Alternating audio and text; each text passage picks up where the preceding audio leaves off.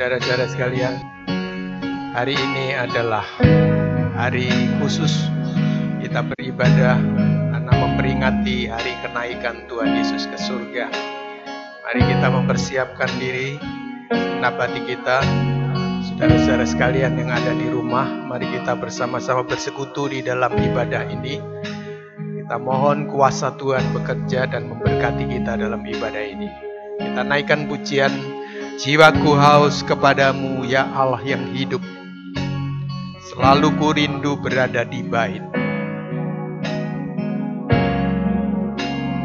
Jiwaku haus kepadamu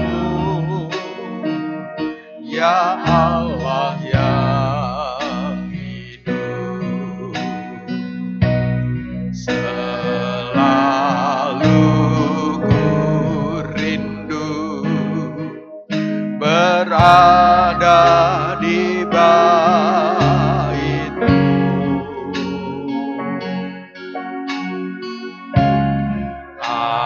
Aliri hatiku dengan air firman-Mu.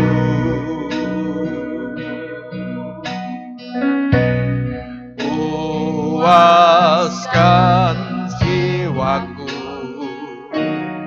dengan air hidup-Mu.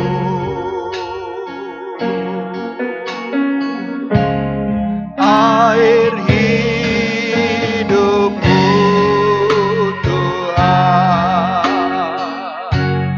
memuaskanku.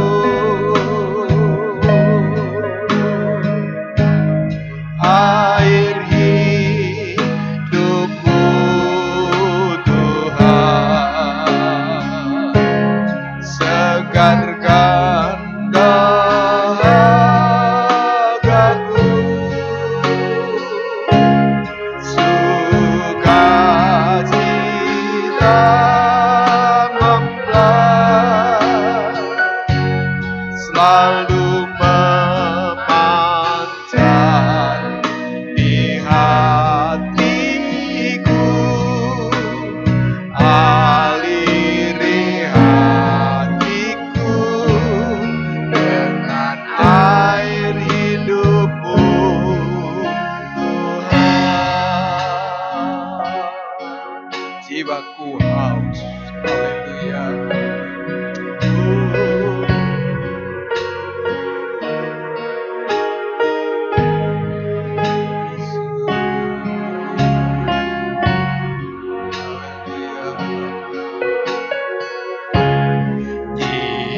Jiwaku haus kepadamu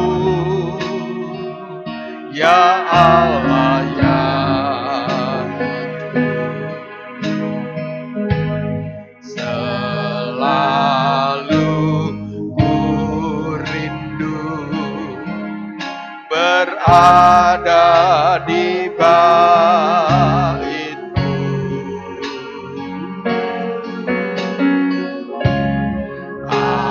Aliri hatiku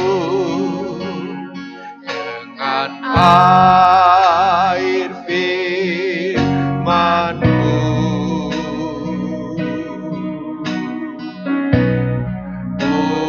Puaskan jiwaku dengan air hidup-Mu.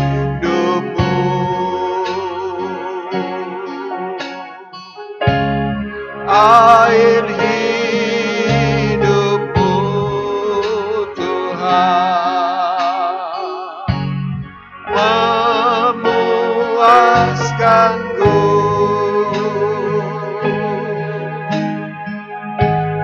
Air hidup-Mu Tuhan segarkan dahagaku.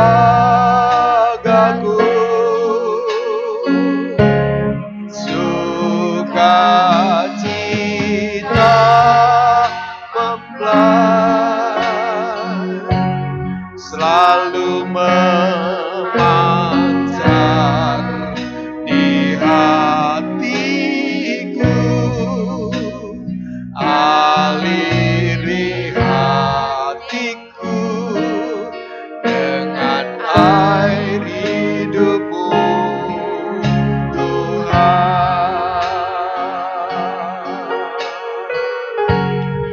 air hidupmu Tuhan, memuaskanku.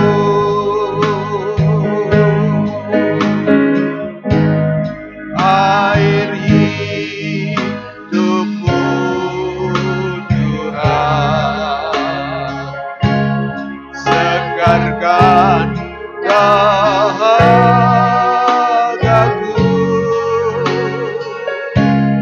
sukacita membelah, selalu memancar di hatiku, aliri hatiku dengan air hidupmu Tuhan. Aliri hatiku dengan air hidupmu Tuhan.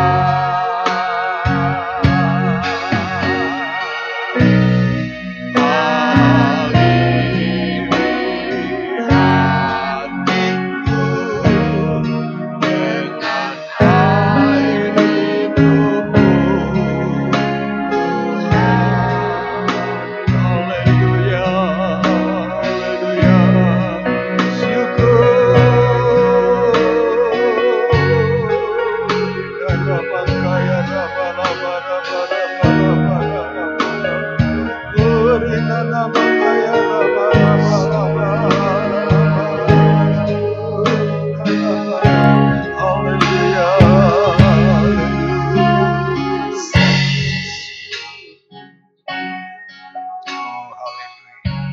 syukur Tuhan, kami berterima kasih atas kesempatan sehingga kami bisa bersekutu dalam ibadah. Meskipun kami berjauhan dari rumah ke rumah, tetapi Tuhan, Engkau melihat kami, kesungguhan dan kerinduan kami terhadap hadirat-Mu. Engkau telah naik ke surga. Engkau menjanjikan bahwa kami tidak akan ditinggalkan piatu sendirian.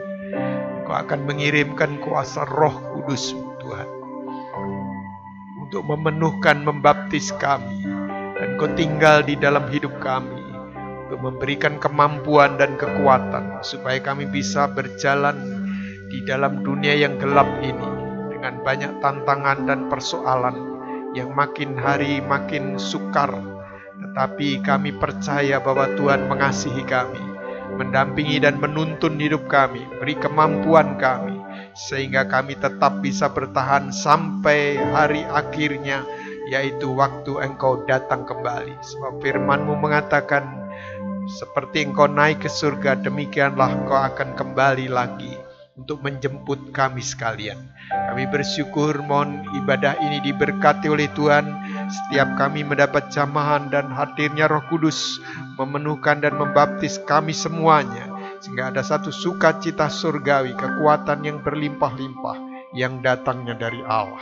Terima kasih Tuhan, kami mengucap syukur dari awal sampai akhir ibadah kami. Kami serahkan dalam tangan Tuhan, Tuhan yang beracara dan memberkati kami sekalian. Biar firman-Mu juga diurapi dan diterangi oleh Roh Kudus, sehingga memberikan suatu berkat yang luar biasa menuntun kami untuk melihat perkara besar yang Tuhan akan buat di akhir zaman ini. Terima kasih Tuhan, kami ucap syukur, kami serahkan jam ini dalam tangan Tuhan dari awal sampai akhirnya, jadi dalam nama Tuhan kami Yesus Kristus, kekasih kami yang hidup. Haleluya.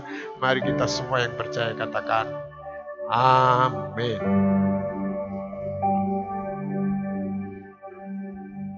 Ya, mari kita sama-sama mempersiapkan hati kita untuk kita membaca firman Tuhan yang tertulis di dalam Kisah Para Rasul pasal 1, kita baca ayat yang keempat sampai ayat yang ke-9,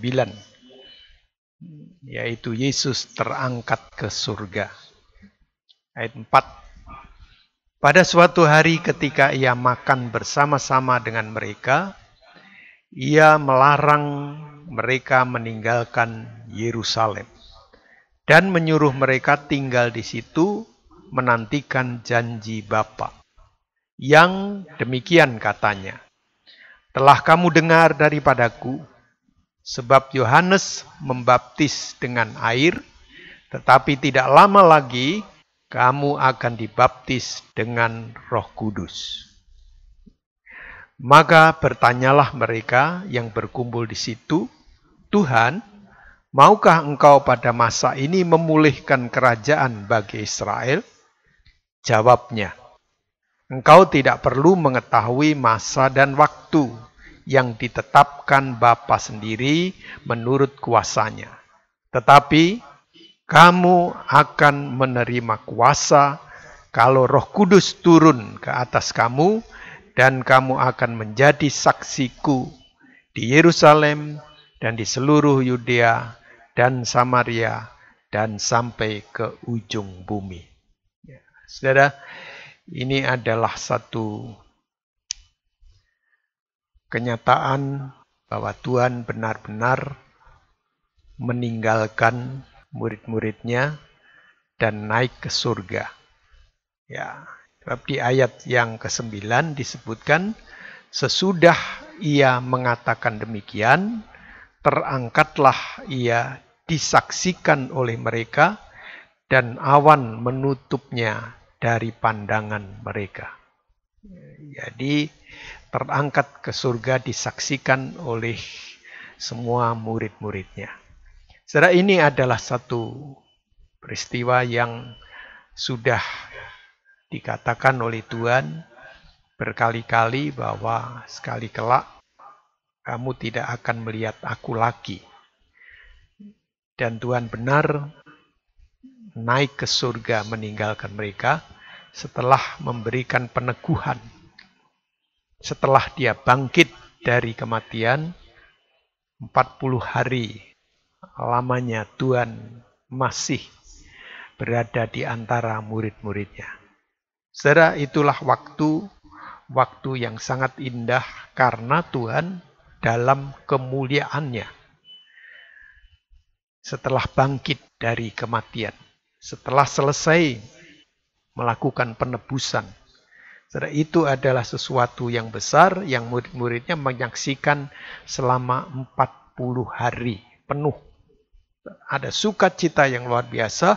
Itu sebabnya pada waktu ditinggal, tentu akan ada suatu kegelisahan dan kekhawatiran. Tetapi Tuhan memberi pesan dan mereka mentaati pesan itu. Semua kembali ke Yerusalem. Kalau saudara baca loncat di ayat 12, maka kembalilah rasul-rasul itu ke Yerusalem dari bukit yang disebut Bukit Zaitun, yang hanya seperjalanan Sabat jauhnya dari Yerusalem. Jadi Tuhan pada waktu terangkat itu dari Bukit Zaitun, kemudian setelah itu maka murid-murid atau rasul-rasul itu kembali ke Yerusalem. Dia menanti janji Bapa, yaitu tentang baptisan Roh Kudus. Itu sebabnya saudara, setelah Tuhan naik ke surga, kita bisa mengingat, saya beri nomor 1, yaitu tinggal di Yerusalem menantikan janji Bapa, dibaptis dengan Roh Kudus. Itu ditulis di ayat yang keempat. Ya. Jangan meninggalkan Yerusalem, menantikan janji Bapa. Ya, saudara, ini adalah satu kebenaran Tuhan yang mesti kita pun juga ambil perhatian, karena tidak hanya dibaptis dengan air. Ya, di ayat yang 5 ditunjukkan, baptisan air itu dapat membuat kita menjadi manusia baru. Manusia baru, karena itu jalan dari Tuhan. Jadi baptisan yang pertama yang dilakukan dengan iman atas perintah Tuhan adalah kelahiran baru, baptisan air. Baptisan air mencelikan mata rohani kita, karena kita menjadi manusia baru, bisa melihat hal-hal yang kekal, bisa melihat jalan Tuhan, bisa melihat arah menuju kesempurnaan. Itu sebabnya sudah disampaikan beberapa minggu yang lalu. Ya. Sehingga dimungkinkan ada semangat yang lebih gigih untuk dia berharap akan dibaptiskan dengan Roh Kudus. Ya, baptisan air. Sebab ketentuan dari Tuhan ditulis di Yohanes pasal 3 ayat yang ketiga itu tentang baptisan air. Ya, bahwa baptisan air itu harus dilakukan sebab kalau tidak kamu tidak akan bisa melihat. Demikian firman Tuhan saya bacakan Yohanes 3 ayat 3. Yesus menjawab katanya, "Aku berkata kepadamu, sesungguhnya jika seorang tidak dilahirkan kembali, ia tidak dapat melihat kerajaan Allah." Jadi kelahiran baru melihat perkara-perkara yang rohani sampai tembus ke kerajaan Allah. Jalan dari Allah, jalan yang sempurna. Itu bisa dilihat dengan mata rohani. Manusia baru. Ya, dia bisa melihat itu. Nah, ini yang ditulis oleh firman Tuhan. Tetapi Tuhan ingin untuk menyempurnakan iman itu sebabnya Tuhan ingin menuntun langsung, yaitu dengan hadirnya dia dalam wujud baptisan Roh Kudus. Dibaptiskan, dipenuhkan dengan Roh Kudus. Ini adalah suatu perbuatan Tuhan yang ajaib, yang memungkinkan untuk orang bisa sampai kepada kesempurnaan. Tanpa baptisan Roh Kudus tidak mungkin. Sebab tidak ada yang mampu melakukan itu. Makanya dalam firman Tuhan sudah diajarkan dan kita sudah mempelajari tentang kebenaran itu, ditulis oleh Kolose pasal 3 ayat yang ke-10. Kita sudah mengenakan manusia baru, tapi yang terus-menerus diperbaharui. Nah, diperbaharui ini dengan dibuka pengertiannya oleh ilham Roh Kudus dengan hikmat Allah yang ilahi, supaya kita bisa meyakini akan janji Tuhan, pengudusan yang menuju kepada kesempurnaan. Nah, itu bisa dilakukan oleh Allah sendiri di dalam kuasa Roh Kudus. Sekaligus itu adalah kemampuan. Jadi pasti bisa, pasti nyampe. Karena Allah sendiri yang menuntun. Makanya baptisan Roh Kudus itu adalah sesuatu yang penting untuk gereja Tuhan, kita orang yang percaya, supaya sampai kepada kesempurnaan. Ya, seperti apa yang kita sudah pelajari ya, beberapa minggu yang lalu, yang ditulis bahwa Allah memelihara kehidupan kita, dipelihara dengan kekuatan Allah. Jadi ya kekuatan Roh Kudus itu. Itu Allah sendiri yang bekerja memampukan kita meskipun harus melewati kesukaran dan penderitaan secara fisik sampai kepada hal-hal yang berat. Tetapi kalau Roh Kudus bekerja, memberi kekuatan, maka dia akan bisa tetap bertahan sampai ke akhir. Ya, saudara, kemarin kita belajar tentang bagaimana pencobaan yang datang ini adalah pencobaan yang biasa. Nanti pada waktunya, Tuhan akan membebaskan kita pada saat pencobaan yang luar biasa yang akan datang itu sampai. Jadi gereja Tuhan tidak perlu khawatir, tetapi perlu memperhatikan bahwa kuasa Roh Kudus memberi kemampuan kepada kita sekalian. Ya, di sini yang kedua yaitu menerima kuasa. Jadi bukan hanya dibaptis penuh dengan Roh Kudus, tapi diberi kuasa. Kuasa itu seperti orang yang mewakili dia yang berkuasa. Jadi diberi kuasa, kalau kita tahu secara hukum, kurang lebih adalah kita bertindak atas dasar surat kuasa. Nah, jadi orang yang sebenarnya memberikan kuasa dengan tanda surat kuasa, maka kita bertindak atas nama orang tersebut dan itu sah dan berkuasa penuh seperti orangnya. Ya, tentunya setelah memahami apa yang dimaksud dan apa tujuannya. Nah, Roh Kudus diberikan supaya kita memiliki kuasa. Kuasa Tuhan ya untuk mengatasi segala kesukaran dalam peperangan rohani. Ya, kuasa itu akan mampu menahan sebab roh yang di dalam kamu lebih besar daripada roh yang di dalam dunia. Jadi berkuasa. Itu sebabnya tidak perlu takut dengan kekuatan dan kuasa lain. Ya, yang ingin merintangi dan menghambat perjalanan rohani kita. Karena hanya di dalam kuasa Tuhan, segala sudah ditaklukkan di bawah kaki Kristus, baik yang di langit maupun di atas bumi, bahkan di bawah bumi. Nah, kalau kita diberi kuasa, ya kuasa seperti kuasa yang dimiliki oleh Tuhan. Dengan tujuan supaya kita berhasil mempertahankan diri dalam kemenangan, bahkan disebutkan akan mengalami lebih dari pemenang. Karena kuasa itu. Kalau tidak ada kuasa itu, ya tidak bisa. Ya, satu hal yang dituliskan di sini juga menjadi saksi. Saksi itu adalah sesuatu yang besar dan harus bertanggung jawab. Seorang saksi dia harus melihat dan merasakan sendiri dan dia tahu benar bukan katanya orang, tetapi dia mengalami peristiwa itu.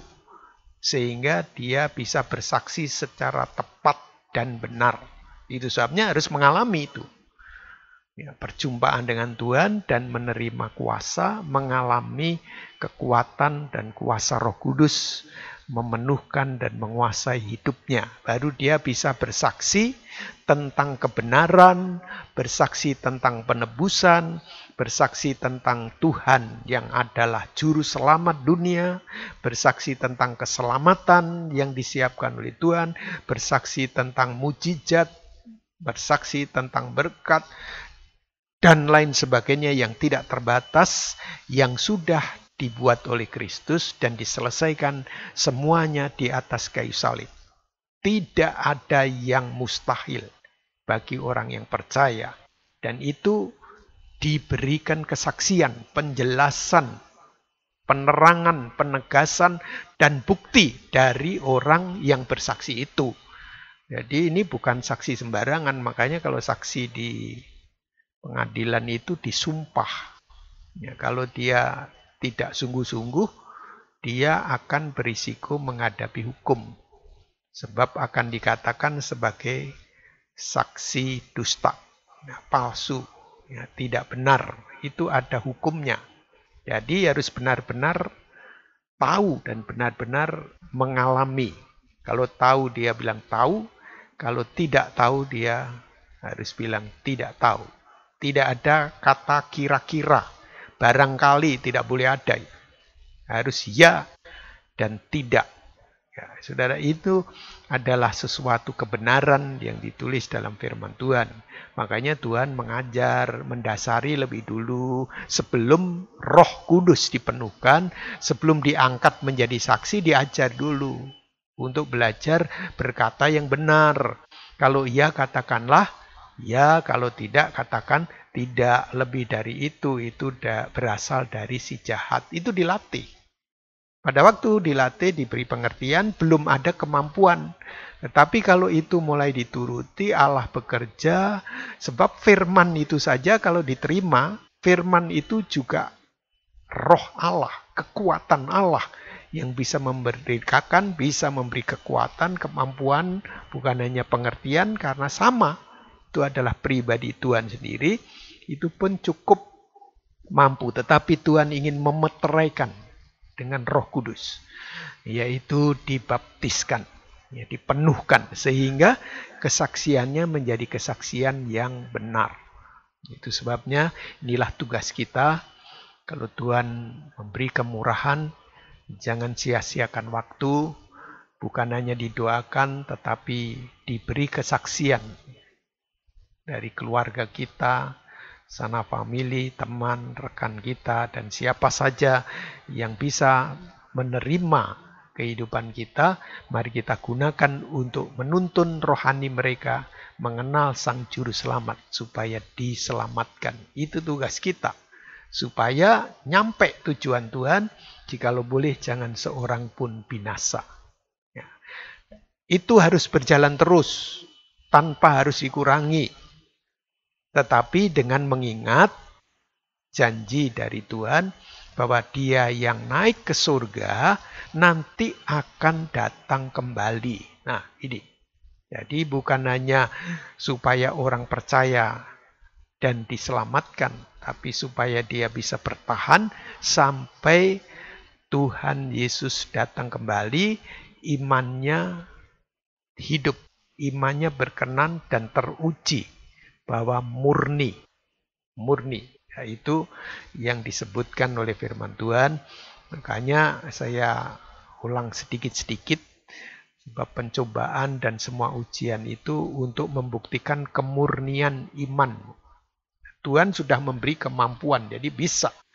Jadi memberi kuasa supaya kita menjadi berkat. Dan tetap teguh secara pribadi ini, tetap teguh, dan tidak goyah meskipun ada guncangan, ada angin, ada hujan, ada pencobaan, menggoyahkan, ingin merobohkan. Ia tidak goyah.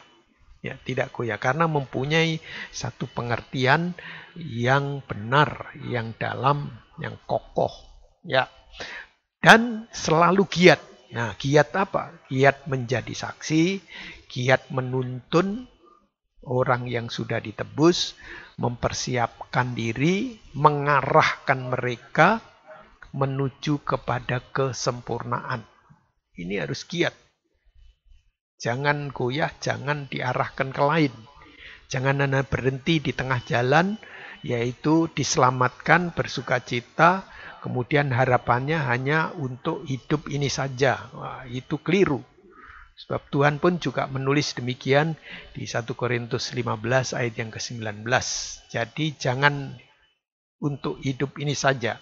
Itu kegiatan kita diinginkan oleh Tuhan karena pengalaman pribadi ini bisa menjadi saksi dan bukti di hadapan mereka sehingga mereka sama-sama masuk di dalam satu barisan kemenangan sampai hari Maranatha. Dan itu ditulis di 1 Korintus pasal 15 ayat yang ke-58.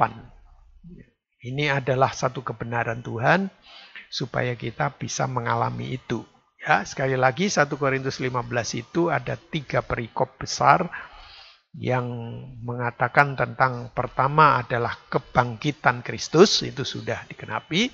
Kemudian kebangkitan kita dimulai dari kelahiran baru, dibaptis dengan air, kemudian dibaptis dengan Roh Kudus, dipenuhkan dengan Roh Kudus supaya bangkit kita. Rohaninya itu menjadi teguh, menjadi tidak goyah, dan selalu giat untuk menyongsong yang terakhir, yaitu kebangkitan tubuh, keubahan tubuh nih. Tapi ini tidak bisa kekal. Jasmani kita ini tidak bisa. Ini darah dan daging tidak dapat mewarisi kerajaan Allah. Itu ditulis di ayat yang ke-50. Nah, kita 58 itu kesimpulan akhirnya. Karena itu, karena apa? Ya karena dari ayat 1 sudah mengalami kebangkitan Kristus, kebangkitan kita rohani, dan kebangkitan tubuh yang dipersiapkan oleh Tuhan. Karena itu, saudara-saudaraku yang kekasih, berdirilah teguh, jangan goyah, dan giatlah selalu dalam pekerjaan Tuhan. Sebab kamu tahu bahwa dalam persekutuan dengan Tuhan, jerih payahmu tidak sia-sia. Apa saja yang kita lakukan dengan Tuhan, asal arah dan tujuannya benar seperti yang saya sebut, yang saya uraikan di atas tadi, bahkan kebenaran-kebenaran yang sudah kita pahami di minggu-minggu yang lalu, maka itu tidak akan sia-sia. Ini adalah kebenaran yang pasti akan digenapkan oleh Tuhan. Ya. Akan lihat nanti buktinya, suatu himpunan besar dari Tuhan mengalami sesuatu yang besar, yang namanya seperti Kristus adalah terangkat ke surga, diubahkan dan diangkat oleh Tuhan, bertemu dengan Tuhan di angkasa. Itu janji Tuhan. Jadi kedua hal yang saya sebutkan di sini menjadi suatu hal yang penting untuk kita perhatikan. Ya, saya beri satu contoh. Sebab hal ini, bagian kedua ini persiapan yang sangat berat tetapi real, yang harus dialami. Itu sebabnya setiap orang harus siap diri dan rindu untuk dibaptiskan, dipenuhkan dengan Roh Kudus. Ya, mari kita baca di 2 Raja-Raja pasal yang kedua. Kitab 2 Raja-Raja pasal yang kedua. Ya. Kitab 2 Raja-Raja pasal yang kedua, kita akan baca ayat 9 sampai ayat yang ke-10.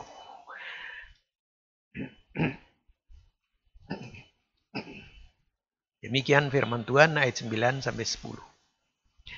2 Raja-Raja 2 ayat 9 dan 10. Dan sesudah mereka sampai di seberang, berkatalah Elia kepada Elisa, mintalah apa yang hendak kulakukan kepadamu sebelum aku terangkat daripadamu. Jawab Elisa, biarlah kiranya aku mendapat 2 bagian dari rohmu. Berkatalah Elia, yang kau minta itu adalah sukar. Titik. Yang kau minta itu adalah sukar. Tetapi jika engkau dapat melihat aku terangkat daripadamu, akan terjadilah kepadamu seperti yang demikian. Dan jika tidak, tidak akan terjadi. Saudara, ini perlu perenungan supaya kehidupan kita bisa memahami tentang kebenaran ini. Sebab ini adalah orang kedua yang diangkat hidup sebelum Tuhan Yesus datang. Yang pertama adalah Henokh di kitab Kejadian di sana. Yang kedua ini adalah Elia.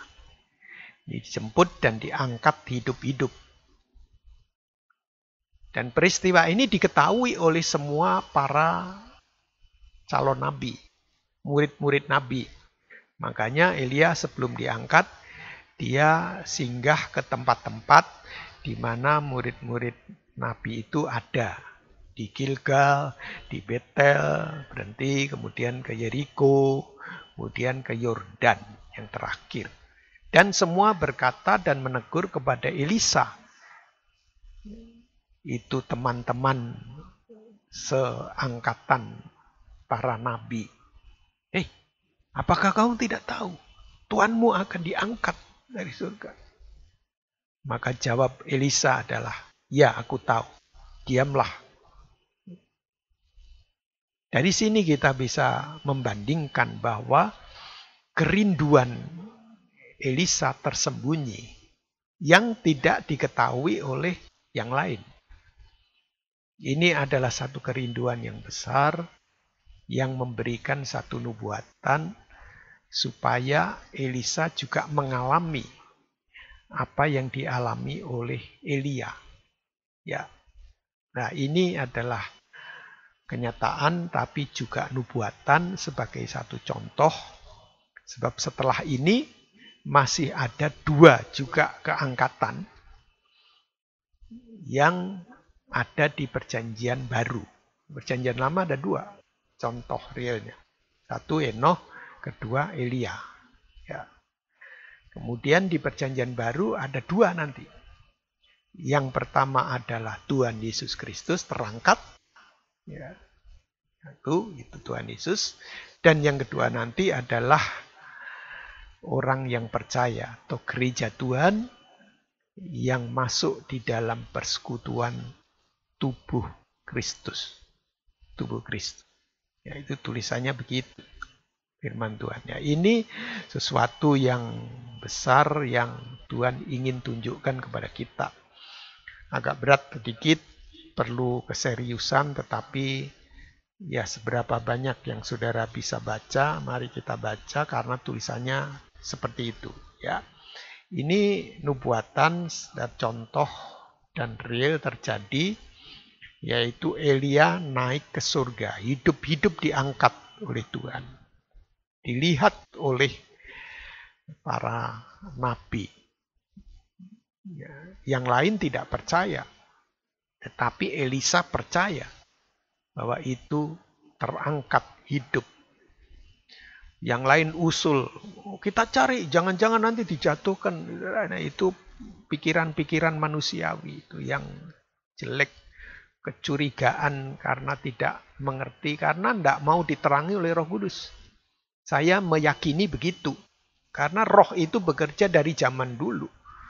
Semua orang-orang perjanjian lama secara khusus juga dipenuhkan dengan Roh Kudus. Dari sejak zaman Musa, dari sejak zaman raja-raja, dan nabi-nabi, itu yang dipakai Tuhan semua dipenuhkan dengan Roh Kudus. Cuma ya, tidak seperti zaman perjanjian baru, yang luar biasa pernyataan itu kepada setiap orang.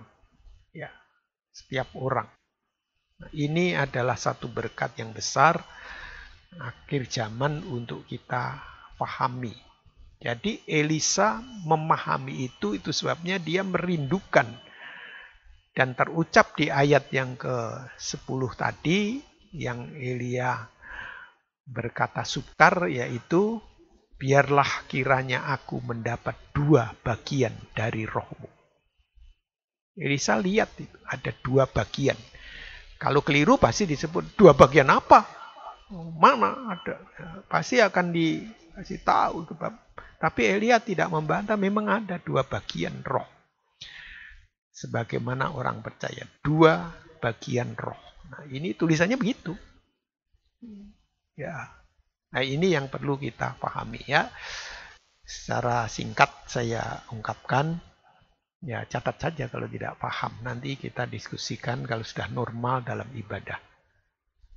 Oke. 2 Raja-Raja pasal 2 ayat 9 sampai 10 yang kita baca tadi, ungkapan dari Elia sukar. Memang sukar. Kalau tidak melewati kelahiran baru, ya sukar memahami itu. Makanya Tuhan melewatkan itu bagian yang terpenting. Makanya sampai dengan tegas, kalau tidak dilahirkan baru, kamu tidak bisa melihat. Jangankan masuk, melihat aja nggak bisa. Bagaimana bisa masuk dalam kerajaan Allah? Ya, jadi sukar kalau tidak melewati tahap pertamanya tadi, yaitu baptisan air. Makanya Tuhan Yesus pun juga berkata sebelum terangkat ke surga, berkata, Yohanes membaptiskan kamu dengan air, tetapi engkau akan dibaptis dengan Roh Kudus. Ya, itu ditulis, ya. Nanti ulangkan baca dengan pelan-pelan. Jadi, biarlah kiranya aku mendapat 2 bagian dari rohmu. 2 bagian. Dan itu benar. Memang ada 2 bagian roh yang ada di dalam diri Elia. Yang itu dirindukan oleh Elisa. Itu menandakan, memberikan satu pengertian rohani supaya kita yang hidup di akhir zaman pun mempunyai kerinduan seperti kerinduannya Elisa, yaitu ingin menerima 2 bagian roh itu. Ya, yang pertama Itu disebut dua bagian roh itu bagi kita adalah yang pertama ialah baptisan air itu, air dan roh. Dituliskan di Yohanes pasal 3. Tadi kan kita baca ayat yang ketiga, sekarang kita akan baca ayat yang kelima. Dari Yohanes pasal 3 ayat yang kelima berkata demikian. Jawab Yesus, "Aku berkata kepadamu, sesungguhnya jika seorang tidak dilahirkan dari air dan roh, ia tidak dapat masuk ke dalam kerajaan Allah." Air dan roh. Ya, itu memang baptisan air, tapi itulah pelaksanaan rohani. Roh menyertai, roh merestui, roh mengesahkan itu sebagai kelahiran baru. Dia pindah dari maut kepada hidup, dia menjadi anak-anak Allah. Itu sah, roh. Jadi kelahirannya oleh roh. Bukan yang badani. Yang badani setelah dibaptiskan ya tetap begitu modelnya. Ya begitu. Kalau muda ya tetap orang muda itu. Nah, kalau sudah dewasa ya tetap dewasa. Kalau dia sudah tua, kakek-kakek atau nenek-nenek ya tetap aja kakek-kakek, nenek-nenek ya tetap keriput gitu. Tidak ada perubahan. Tetapi disebutkan sejak dia dilahirkan baru, dia adalah manusia baru, adalah bayi rohani. Baru lahir, meskipun secara manusia kakek-kakek, nenek-nenek. Dimulai itulah hidup baru yang mempunyai satu jalan yang baru. Roh lahir dari roh. Lahir dari roh. Jadi baptisan air, roh ya itulah singkatnya ya, seperti itu. Ya. Dan ini kelahiran baru menjadi anak-anak Allah. Itu sah. Karena roh yang memeteraikan. Lahir dari Allah. Makanya sebutannya siapa yang lahir dari Allah. Bagaimana? Ya waktu dibaptiskan itu menjadi anak-anak Allah. Lahir baru. Itu pekerjaan roh itu. Ini roh yang pertama. Melahirkan baru. Pekerjaan roh. Bukti realnya dibaptiskan air. Tapi secara rohani itu lahir. Dilahirkan dari roh. Kristus juga begitu. Secara manusiawi lahir dari perempuan. Namanya Maria karena memang dipakai. Dan Tuhan tidak melanggar aturan itu. Sejak itu harus kalau orang lahir ya lewat perempuan. Dilahirkan oleh perempuan.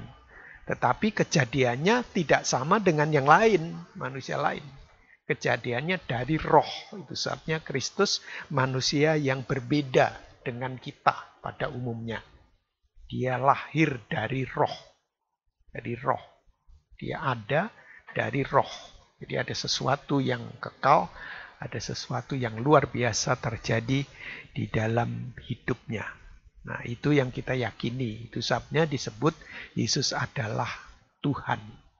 Dia adalah Allah. Orang lain tidak bisa menerima, tetapi dengan kekuatan Roh Kudus kita dibuka pengertian itu. Ya, menjadi anak-anak Allah. Nah, ini rahasia Tuhan yang dibuktikan atas hidup kita. Lahir dari roh. Ini pekerjaan roh. Ini roh yang pertama. Ya. Kemudian yang kedua, nah ini roh yang kedua, yaitu ditulis di 1 Korintus pasal 12. 1 Korintus pasal yang ke-12 disebutkan di ayat yang ke-13. Ya, nanti bacanya satu perikop ya. Ini mengungkapkan tentang kebenaran Tuhan bahwa yang sudah lahir tadi anak-anak Allah, anak-anak Allah itu satu kan banyak tuh. Ya, itu lahir baru, orang-orang baru. Ya, itu yang disebut kehidupan yang sudah lahir baru karena sudah dibaptiskan. Lahir dari roh.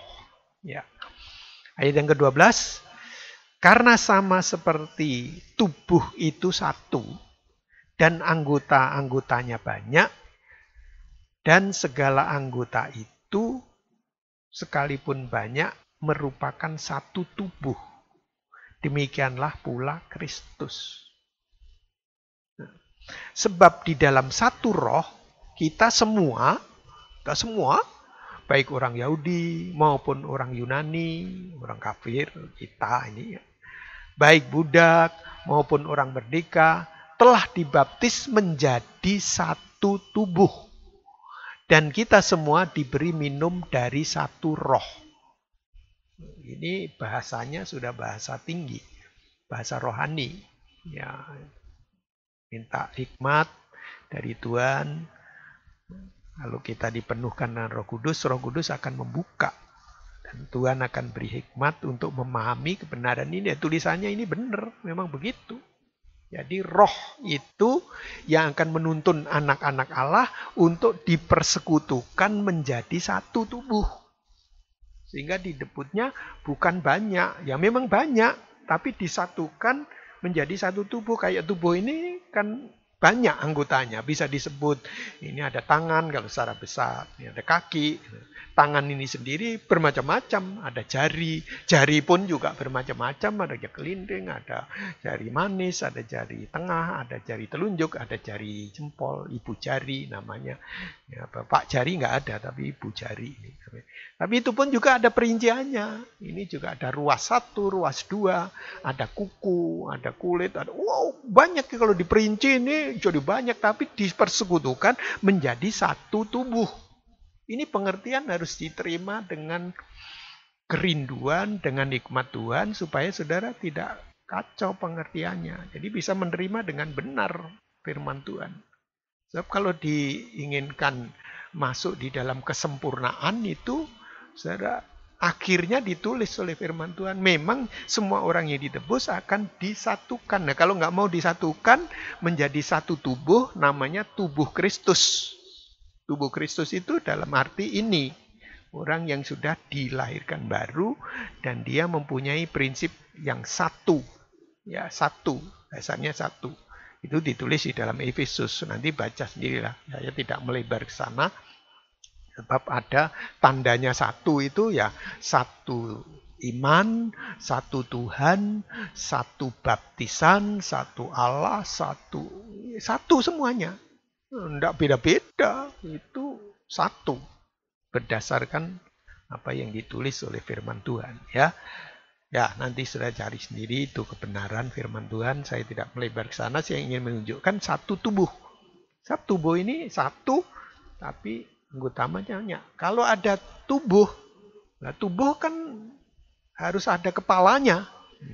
Baru itu disebut satu tubuh yang lengkap. Nah, tubuh itu kan ini, makanya sini disebut, bagian atas ini disebut kepala. Kalau dijadikan satu, nah tubuhnya menjadi sempurna. Karena ada kepala dan ada tubuh. Makanya kita ini dijadikan satu seperti kepenuhan Kristus. Satu. Nah, ini kebenaran Tuhan. Ya, tubuh Kristus itu adalah kesempurnaan. Allah bersatu dengan gerejanya dalam arti tubuhnya, tubuh Kristus.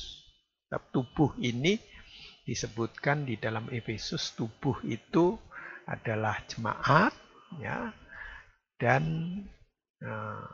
dia adalah kepala, kepala dari tubuh itu, ya. Ini dituliskan begitu. Ya, ini dasarnya satu tubuh, kesatuan jemaat dan karunia. Karunianya bisa beda-beda tapi satu. Ya, sehingga satu tubuh. Saya baca dulu ya. Di Efesus pasal yang keempat supaya saudara tahu lah. Nanti cari-carinya susah. Pasal 4 ya, ayat 2. Hendaklah kamu selalu rendah hati, lemah lembut dan sabar. Tunjukkanlah kasihmu dalam hal saling membantu. Dan berusahalah memelihara kesatuan roh. Ini roh yang bisa melakukan. Oleh ikatan damai sejahtera. Titik 2. Satu tubuh dan satu roh. Sebagaimana kamu telah dipanggil kepada satu pengharapan yang terkandung di dalam panggilanmu. Satu Tuhan, ya, satu iman, satu baptisan. Ini satu baptisannya harus sama, satu seperti contohnya. Ya. Satu Allah dan Bapa dari semuanya. Allah yang di atas semua dan oleh semua dan di dalam semua. Itu satu. Satu persekutuan, satu tubuh. Nah, karunia-Nya yang membangun itu banyak. Ya, jabatannya banyak, ada 5. Kalau sudah baca terus, nanti baca satu perikop. Itu ada rasul, ada nabi, ada pemberita Injil, ada gembala, dan ada guru. Tapi semuanya itu adalah membangun tubuh. Ya, kayak baca loncat saja. Ayat 11. Dan ialah yang memberikan baik rasul-rasul maupun nabi-nabi, baik pemberita-pemberita Injil maupun gembala-gembala dan pengajar-pengajar untuk memperlengkapi orang-orang kudus bagi pekerjaan pelayanan, bagi pembangunan tubuh Kristus. Itu tulisannya begitu. Sampai kita semua telah mencapai kesatuan iman dan pengetahuan yang benar tentang anak Allah. Kedewasaan penuh dan tingkat pertumbuhan yang sesuai dengan kepenuhan Kristus. Kepenuhan Kristus. Terus ya, sehingga kita bukan lagi anak-anak, udah lebih dewasa itu, lebih dewasa, bukan lagi anak-anak. Maksudnya tidak lagi disebutnya anak-anak Allah itu, sesuai dengan apa yang ditulis oleh Yakobus pasal 1 ayat 18. Oleh kehendaknya Dia telah menjadikan kita oleh firman supaya pada tingkat tertentu kita menjadi anak sulung. Nah, itu bahasa anak sulung. Artinya anak-anak. Ya, kan nggak bisa ngeloncat gitu. Nah, kalau anak nomor sekian ya tapi jadi anak sulung kan nggak mungkin. Ya, itu bukan loncatan jasmani tetapi adalah pertumbuhan dan kedewasaan penuh, loncatan rohani. Makanya disebut sehingga kita bukan lagi anak-anak yang diumbang-ambingkan oleh rupa-rupa angin pengajaran, permainan palsunya manusia dalam kelicikan mereka yang menyesatkan, tetapi dengan teguh berpegang kepada kebenaran firman, di dalam kasih kita bertumbuh di dalam segala hal ke arah Dia, Kristus, yang adalah kepala. Nah, Kristus itu kepala. Daripada kepala itu, seluruh tubuh yang rapi tersusun dan diikat menjadi satu oleh pelayanan semua bagiannya, sesuai dengan kadar pekerjaan tiap-tiap anggota, menerima pertumbuhannya dan membangun dirinya dalam kasih. Jadi semua diarahkan menjadi satu tubuh yang Dia adalah kepala. Kristus diberikan kepada jemaat sebagai kepala. Makanya itu diambil suatu kebenaran yang ditegaskan di pasal 5. Makanya seringkali ini diambil untuk memberkati nikah. Ya. Hei istri, tunduklah kepada suamimu, itu ayat 22 pasal 5. Seperti kepada Tuhan. Karena suami adalah kepala istri. Sama seperti Kristus adalah kepala jemaat. Dialah yang menyelamatkan tubuh. Nah, tubuh itu jemaat kita. Kemudian disebut dia istri. Makanya Tuhan nanti akan datang dalam kemuliaannya sebagai mempelai pria surgawi yang menjemput mempelainya. Mempelainya itu gerejanya yang di dalam satu tubuh itu. Makanya satu tubuh ini sudah tidak dihitung satu-satu. Yang dibilang mempelai Tuhan itu, saya mempelai Tuhan. Misalnya Vian mempelai Tuhan, Yanik mempelai Tuhan. Bukan begitu. Kalau begitu kan Tuhan poligami. Mempelainya banyak. Tidak, kita ini satu orang per orang adalah anggota tubuh. Dipersekutukan menjadi satu tubuh, itulah yang disebut mempelai Tuhan. Jadi mempelainya cuma satu. Mempelai Tuhan satu. Ya, makanya dituliskan di Galatia pasal 3. Ya, saya sebutkan supaya lengkap. Di Galatia pasal 3 ayat 27. Galatia 3 ayat 27. Karena kamu semua yang dibaptis dalam Kristus telah mengenakan Kristus. Nah, menjadi anggota tubuh. Dalam hal ini tidak ada orang Yahudi, nggak dihitung lagi. Atau orang Yunani, nggak dihitung model jasmaninya itu. Tidak ada hamba atau orang merdeka. Tidak ada laki-laki atau perempuan, nggak dihitung jenis kelaminnya itu enggak. Karena kamu semua adalah satu di dalam Kristus Yesus. Satu, menjadi satu tubuh. Nah, seperti 1 Korintus pasal 12 tadi. Nanti baca. Jangan enggak dibaca. Makanya tubuh Kristus itu adalah sempurna, kesempurnaan. Kalau masuk ke arah itu, itulah yang disebut kesempurnaan. Ya, dituntun ke arah itu. Ya. Kalau saudara buka ya harus buka lagi 3 Mei. Itu judulnya adalah kesempurnaan. Kalau tidak salah khotbah 3 Mei perjamuan kudus. Ya 3 Mei ya. Nah itu kesempurnaan. Saya menjelaskan itu. Dengan terang, dengan jelas di sana. Bahwa yang sempurna itu adalah rohani. Nah ini tubuh Kristus ini rohani. Bukan jasmani. Kalau jasmani itu ya orang nyebutnya tubuh Kristus, padahal itu persekutuan gereja-gereja. Nah, itu persekutuan. Disebut juga tubuh Kristus secara umum. Sekalipun tidak satu. Oh, bisa bermacam-macam kok itu. Dogmanya bisa bermacam-macam. Makanya kalau persekutuan gereja, jangan ngomong dogma. Tidak boleh. Nah, supaya bisa jadi satu. Kalau ngomong doa, nggak bisa ngomong dogma, tidak bisa jadi satu. Sebab yang satu dengan yang lain tidak sama. Tapi yang Efesus tadi menyebut satu. Satu. Ya, satu. Ya, dibaca lagi di Efesus tadi. Nah, itu adalah kebenaran Tuhan. Makanya kita diarahkan kepada satu tubuh. Ini menuju kepada kesempurnaan. Nah, itu kalau arahnya ke situ disebut biarlah kita yang sempurna berkata demikian. Itu Filipi 2 kan mengatakan begitu ya. Di Filipi itu menyebutnya begitu. Pasal 3 kemarin sudah disebut. Saya sudah sebutkan. Itu Filipi 3 ayat 12. Bukan seolah-olah aku telah memperoleh hal ini atau telah sempurna. Melainkan aku mengejarnya. Yang mengejar itu bukan cara jasmani lari. Tidak, rohaninya. Mengejar ke arah yang ditunjukkan kebenaran Tuhan, itu arahnya kesempurnaan. Kalau aku dapat juga menangkapnya, karena aku pun telah ditangkap oleh Kristus Yesus. Sudah dilahirkan, sudah jadi milik. Pasti bisa kalau mau ngikutin panggilan surgawi. Makanya ditulis di ayat 13, saudara-saudara, aku sendiri tidak menganggap bahwa aku telah menangkapnya, tetapi ini yang kulakukan.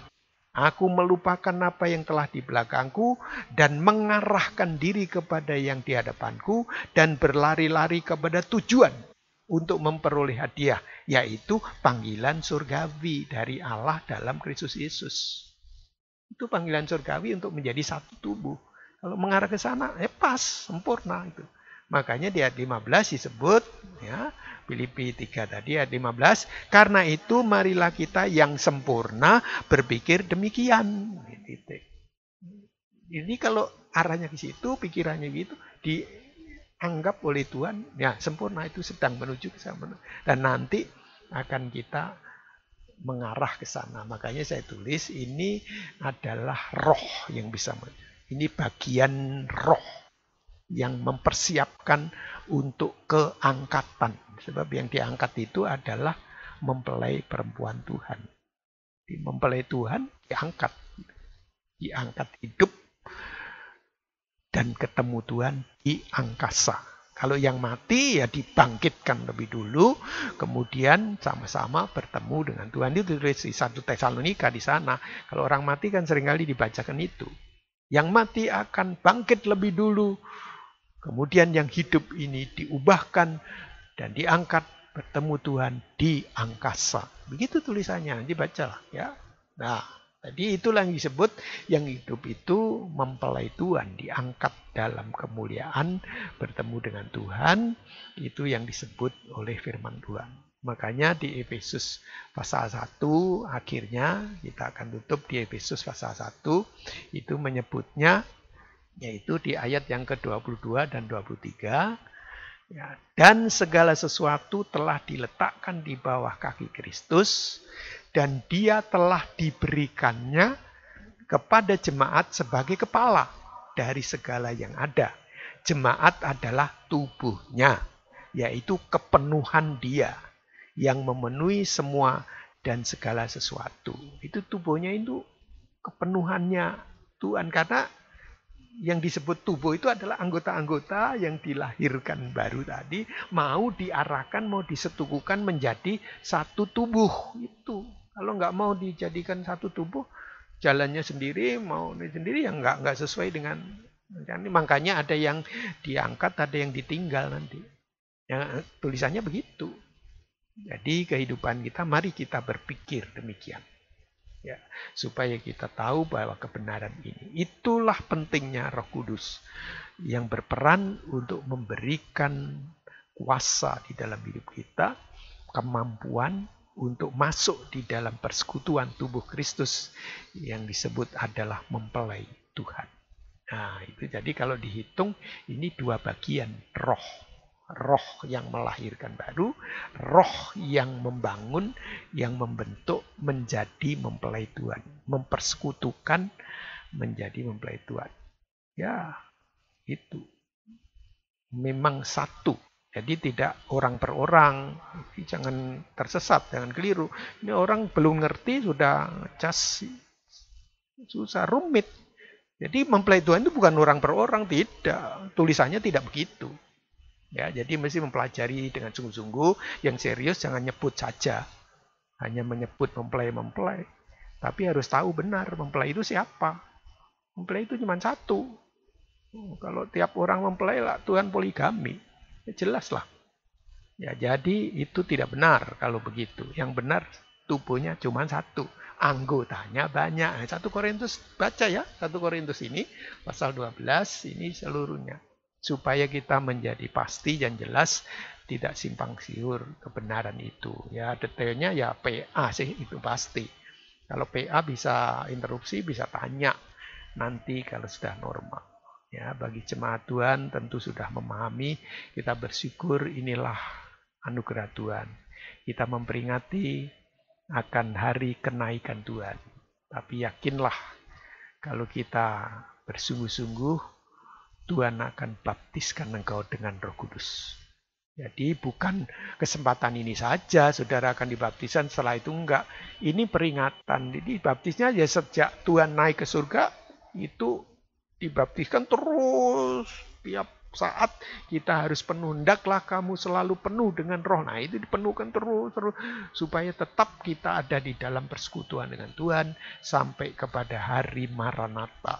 Maksudnya kita mengingat ini, mari kita buat komitmen untuk mulai hari ini dan besok kita mulai sampai hari yang ke-50 setelah kebangkitannya, yaitu hari Minggu yang akan datangnya lagi, itu adalah hari Pentakosta. Jadi besok Minggu tanggal berapa besok? 24, setelah tanggal 24 tanggal 31. Nah, tanggal 31 Mei itu, akhir Mei itu adalah hari Pentakosta, hari pencurahan Roh Kudus. Ya.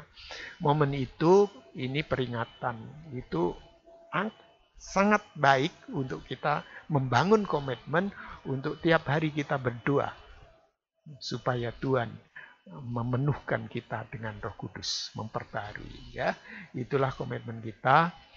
Jadi bukan hanya waktu ini saja dipenuhkan Roh Kudus, ya setiap saat. Cuma ini momen yang baik dalam peringatan untuk kita bersungguh-sungguh, apalagi kita di dalam masa-masa sukar. Kita bisa berdoa dan mohon kekuatan dari Allah supaya kita bisa hidup di suasana yang akhir zaman. Ya, tapi Roh Kudus akan memberi hemat dan menuntun kita sampai kita bisa keluar sebagai mempelai Tuhan. Ya, itulah kebenaran firman Tuhan. Kiranya Tuhan memberkati saudara sekalian. Kita akan menaikkan satu pujian dengan menyiapkan hidup kita dan berkata, ini Tuhan hidup kami. Kami memohon jamahan kuasa-Mu. Kuasa Roh-Mu memberi kehidupan. Berkaryalah sekarang ini. supaya kita tetap kuat sampai hari Maranatha. Amin. Ya, mari kita sama-sama menaikkan pujian ini. Ini Tuhan hidup kami. Ini Tuhan hidup kami. Memohon jamahan kuasa-Mu, kuasa Roh-Mu memberi kehidupan, berkaryalah sekarang. Ini Tuhan hidup kami.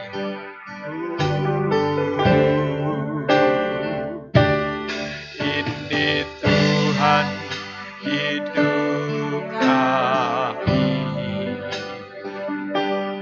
Memohon jamahan kuasa-Mu, kuasa Roh-Mu memberi kehidupan, berkaryalah sekarang ini. Curahkan sekarang, penuhi kami rindu curahan Roh-Mu. Baptislah kami dengan Roh-Mu, hadirlah Roh pembelai. Curahkan sekarang, penuhi kami rindu curahan Roh-Mu. Baptislah kami dengan Roh-Mu, hadirlah Roh pembelai. Baptislah kami, baptislah kami dengan Roh-Mu, hadirlah Roh pembelai.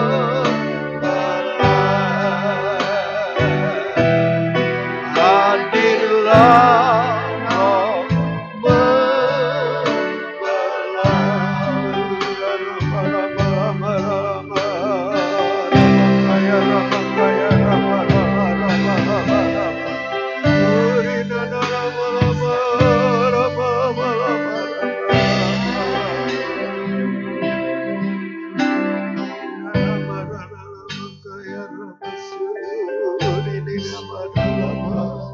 Haleluya, haleluya, haleluya, haleluya,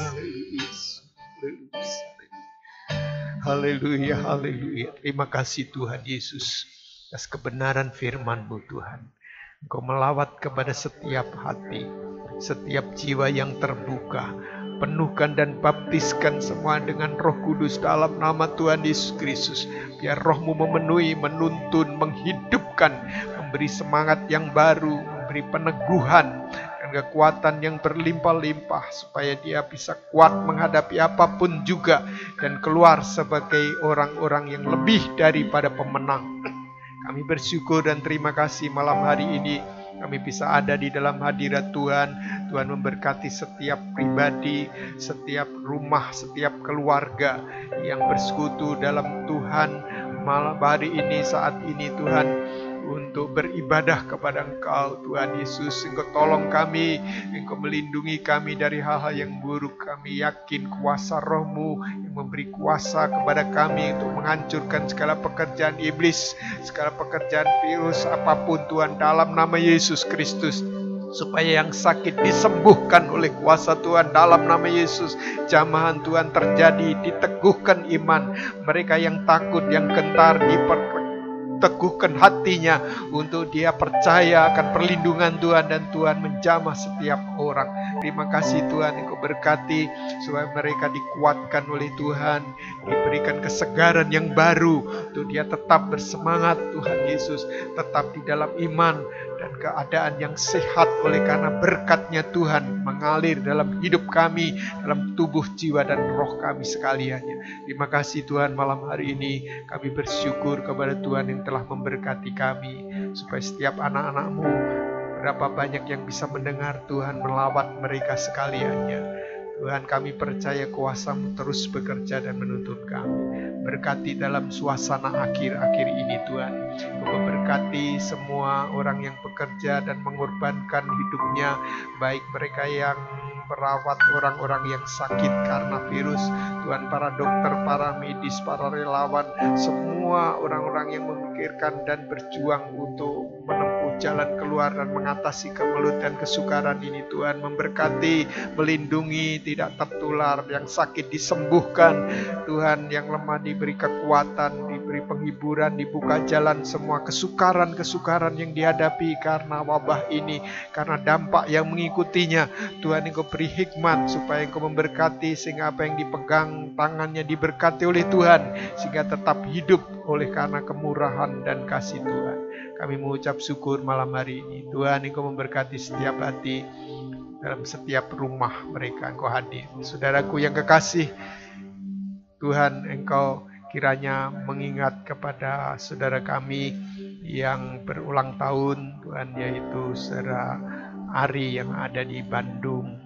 Kiranya Tuhan, Engkau tolong berikan berkat panjang umur, berikan berkat lanjut usia dan sejahtera, jauhkan dari hal yang buruk. Kau berkati usaha pekerjaannya, keluarganya, anak istrinya, keluarga besarnya dilindungi oleh Tuhan di dalam masa sukar, dibuat dia tetap sukses dan tetap mengasihi dan melayani Tuhan. Terima kasih Tuhan, kami mengucap syukur. Haleluya, haleluya. Saudaraku yang kekasih, bukalah hatimu, terimalah limpah berkat-Nya dari Allah Bapa Surgawi, kasih sayangnya dari Tuhan kita Yesus Kristus, juga persekutuan kuasa Roh Kudus menyertai kehidupan saudara, menerangi dan menuntun hidup mulai hari ini sampai hari Maranatha. Segala kemuliaan hanya bagi Tuhan. Mari kita semua yang percaya katakan amin. Haleluya. Selamat malam, Tuhan Yesus memberkati.